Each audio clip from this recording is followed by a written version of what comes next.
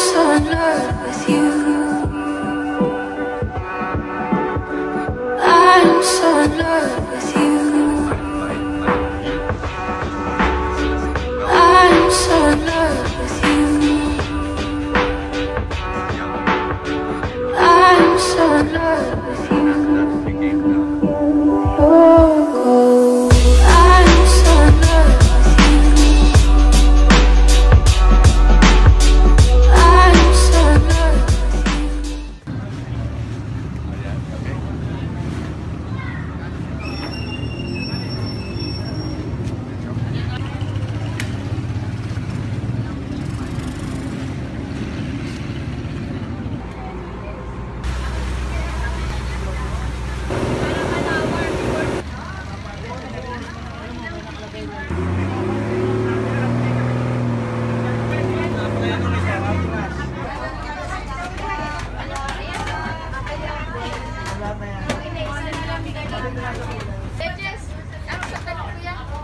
Ay, hindi ka tumigil.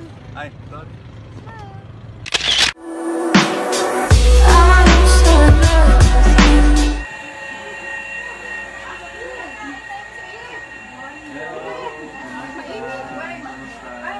Yan ang dalawang bata.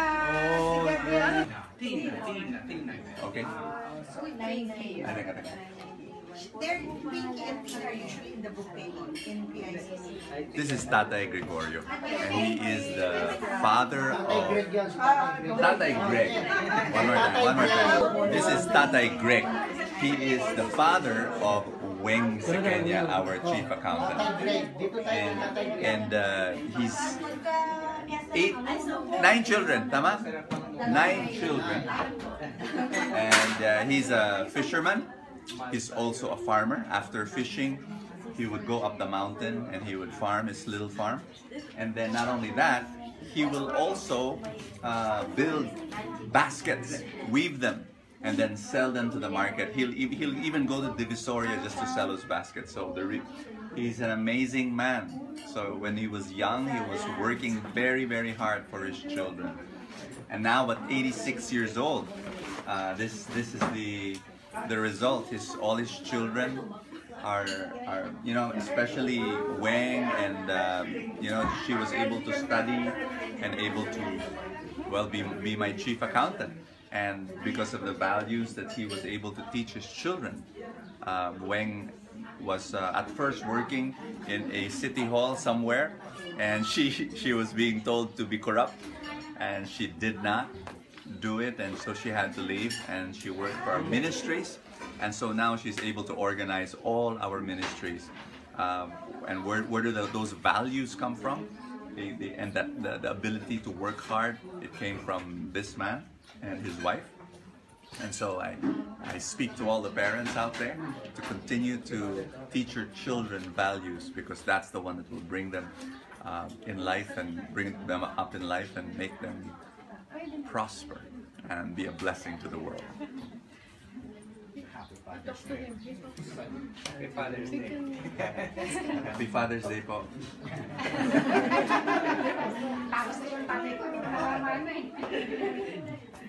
Galing. Ilan po ang anak nyo?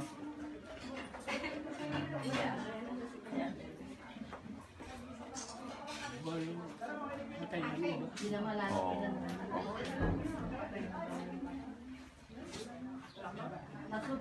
Sa lahat ng anak nyo po, sino po ang paborito ninyo? Secret lang po. Secret lang. The kids of her siblings. Until college? Crazy. Nakasakay natin si Brian, na nagpapaaral doon si Mary. Yung si Vanessa, ako nagpaaral. Graduate na. Nasaan siya? Nandun po sa Cubao. Meron siyang project online hindi umuwi. Wala siyang work, kaya nagpo-online project siya. Kumukuha ng online job. Ano siya? IT rin po siya. Babae. Nakakatuwa po yung buhay niyo. Ang galing. Talagang nagsikap po kayo, no? Para makapag-aral yung mga anak niyo. Maraming salamat, Panginoon. Ikaw ay nandito sa harapan namin. Inihiling namin na kami nagpapasalamat sa iyo na mahal mo yung anak mo, si Tatay Gregorio. Salamat, Panginoon, sa kalusugan at sa kagalingan. Sa pangalan ni Kristo Jesus, dumaloy sana ang mga kapangyarihan sa kanyang katawan, sa kanyang isipan, sa kanyang mga emosyon. Hinihiling natin.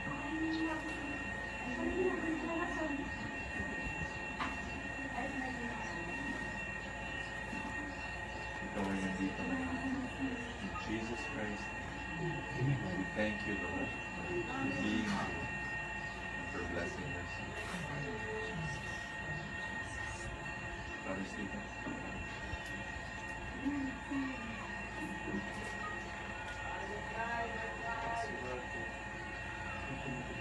Your blessing.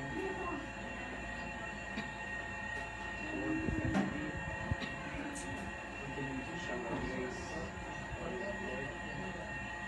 Show your love to the community, to live in peace.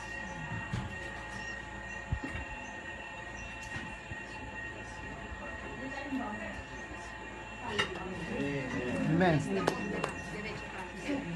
Bless. Go dito tayo dumaan. Papakita ko kayo. Okay. Dito tayo dumaan. Bye-bye. Bye-bye, Panis. Tingnan mo.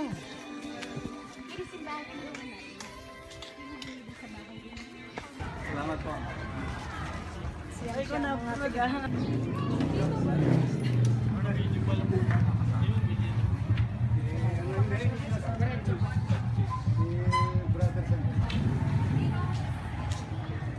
Kasi pumunta ako dito, hindi para mag-talk. Sabi sa akin, bakit ka pumunta? Para makita ko kayo.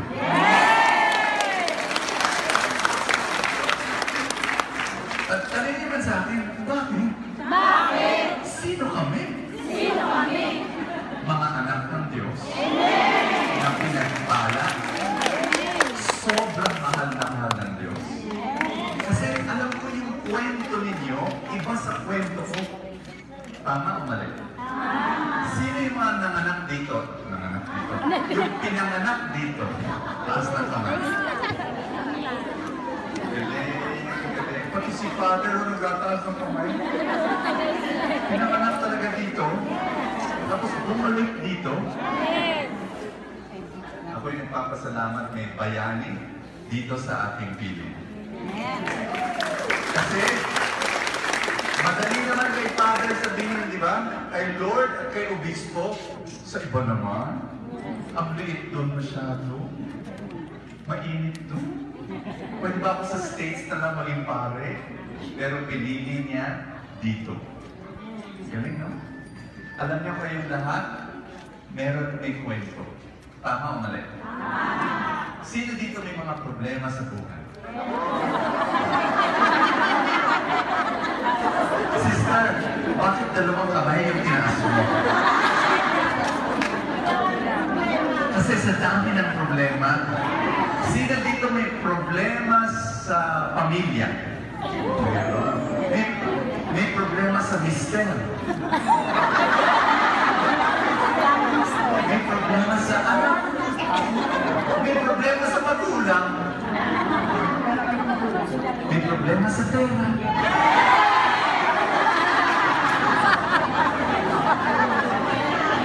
May problema sa love life. Pero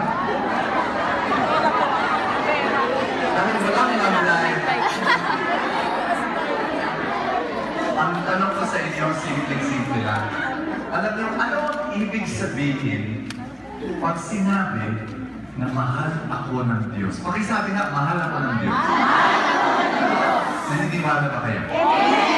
Eh kanina, sinabi niyo sa akin, marami ko yung problema. Tapos sasabihin niyo sa akin, mahal kayo ng Diyos. Ano ba yung pag-ibig ng Diyos? Na maski may problema, naniniwala kayo na mahal pa rin kayo ng Diyos?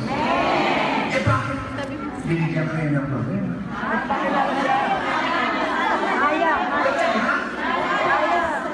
bayad. So, ibig sabihin, hindi galing kay Lord yung problema. Pinahintulutan lang. Para saan? Para malaman namin. Stretch, strength, Bigyan ng lakas. Bigyan ng para naging matatag. Tingnan mo, alam ko na, hindi ako magtutok kayo. Hindi totoo naman eh. Lahat ng sasabihin ko, alam nyo na. Kaya ang gagawin ko, magkikwento. Pwede? Yung unang kwento ko, hindi naman totoong kwento ha, pero isang parable. Si Jesus talagang nagkikwento ng mga maraming parable. Ako, invento ko to na parable. Ako, binasa ko sa isang lugar, tapos ginawa kong mas maganda. Pwede akong magkwento? May tatlong lalaki, construction worker, nagtatrabaho sa mataas na building.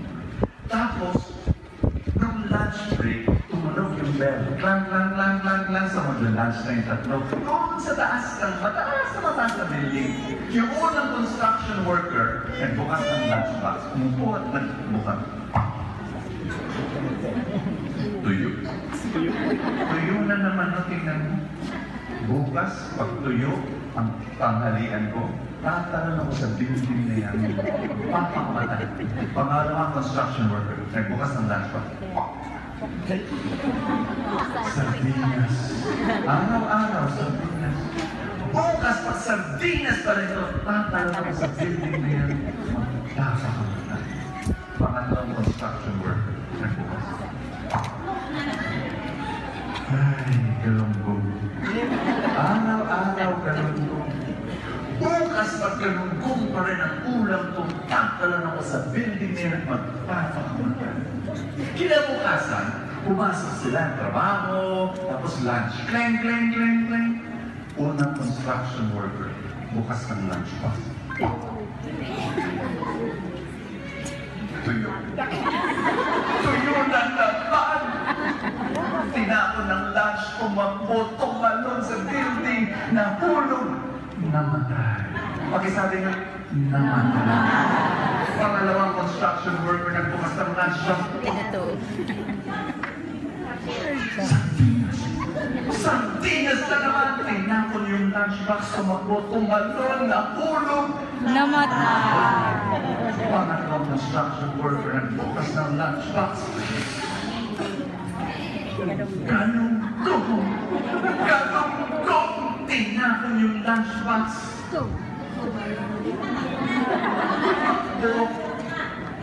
Tumalon, nahulog at yun lang, yun ang kwento. Then may epilogue pa, may epilogue. Namatay yung tatlong, kakaawa naman. Nandun yung tatlong misis sa funeraria. Nag-iiyakan sila. Sinabi ng isang misis, bakit ko lang yung mister ko? Akala ko naman gusto niya tuyo. Kaya ano niluto ako ng tuyo. Hindi naman niya ako sinabihan. Yung pangalawang misis, ako rin, akala ko paborito ng mister ko sardinas. Kaya araw-araw ko, hindi niya sinabi na ayaw na. Yung pangalawang misis talagang umiiyak rin, pero hindi mo mag-guhit yung mukha. Yung talagang, hindi ako makamali. Yung dalawang misis, bakit? Sinabi ng pangalawang misis, hindi talaga ako makamali. Kasi yung mister ko, tuwing umaga, siya yung nagluluto ng kanyang galunggong.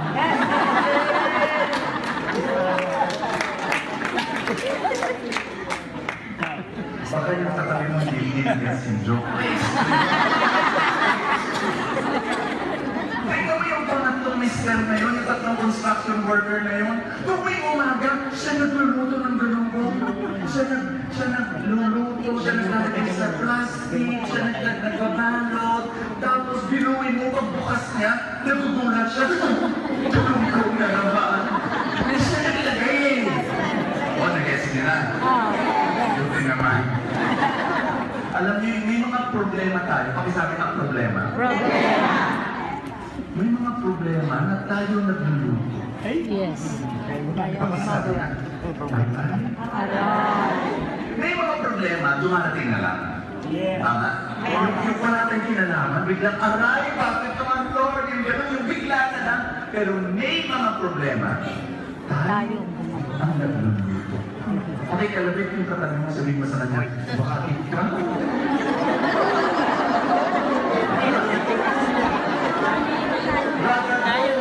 Example na, halimbawa ng problema na ako nagluluto. O yung mga taong, kumikita naman, may trabaho, baka nga nagpa-abroad pa eh. Pero, bakit utang pa rin ang utang? Yan, ang Doon problema. sa utang. Tapos, nawalan ng trabaho, nali krisis, umuwi dito sa island, walang ipon. O, huwag mo sabihin, problemang dumating na lang yan. Baka, pakisabi na, baka. Baka. Ikaw nagluto. Kasi nung okay yung pera, abay hindi nag-ipon.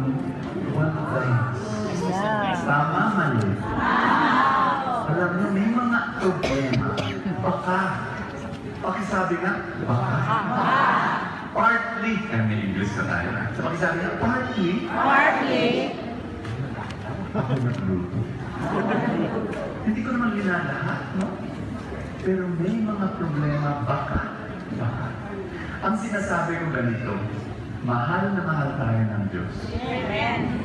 Pero ang gusto niya, magkaroon tayo ng bukas ng buhay natin para tanggapin ang biyaya at pag-ibig ng Panginoon.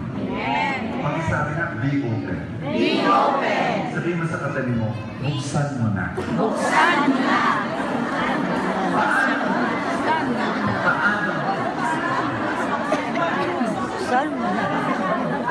Ang pabubuksan. Buksan mo ang buhay mo sa pag-ibig ng Diyos. Last na kwento, gusto kong i-share, tapos magdadasal tayo para tanggapin natin ang pagpapala ng Panginoon. Amen? Alam niyo, naniniwala ako na ang pagpapala ng Diyos ay sa bawat larangan ng ating buhay. Pakisabi na, bawat larangan. Bawat larangan ng Hindi pwede na ang pag-ibig ng Diyos para sa iyong spiritual life lang. Hindi, gusto niya i-bless lahat. Pamilya mo. Amen? Gusto niya i-bless yung kalusugan mo. Amen? Gusto niya i-bless yung financial mo. Amen? Pero, kailangan gawin mo naman yung bahagi mo. Yung dapat mong gawin. Amen? Yun yung sinasabi mong pagbukas. To open your life to God's blessing, do your part. Yes. Do God's will. Gawin mo yung dapat mong gawin. Alam niyo yung aking, nandito yung misis ko, napakaganda, napawisan na yun doon sa Cynthia, ay parakpakan na natin siya. Alam niyo, next year, 20 years na kami. Galing, no? Kasi nag-asawa ako ng 10, so 30 na ako ngayon. Napakaganda ng pagsasama namin, sobra. Ako'y natutuwa na yung marriage namin. Pero alam nyo, bakit maganda yung marriage namin? Sobrang saya namin. Tani sa akin, bakit? Kasi patay niya ako. Sinasabi ko lahat to, lahat ng magpag-asawa, lahat ng mga mag-asawa, pag maganda yung pagsasama, kasi patay ang mister. Sino nagtakas? Nagkahamak ka? Bakit ba ganito? Sa Biblia eh. Sinabi ng Biblia, sa mga mister, mahalin daw ng mister yung misis, katulad ng pag-ibig ni Kristo sa simbahan. Sa Bible, paano minahal ni Kristo yung simbahan? namatay. Buhay niya, Inialay. kailangan. Ganun lang yun kasimple. Ang lalaki dapat ang mamatay para sa misis. Araw-araw. Araw-araw yan. Pag ginawa ng mister yan, at binigay niya yung buhay niya sa misis niya, magiging masaya yung misis. At ang misis, isusukli niya yung pag-ibig ng mister. Amen? Kaya magiging mas maganda yung pag-asawa. Yun ang sinasabi ko, ang biyaya ng Diyos nandiyan na. Pakisabi sa katabi mo, nandiyan na. Nandiyan na. Sabihin mo sa katabi mo, darating na.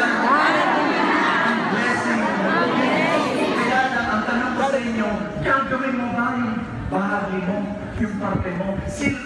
Alam mo, buhay parang chess. Sino naglaro na ng chess? Hindi pa lang. Sinong nanood na ng naglalaro ng chess?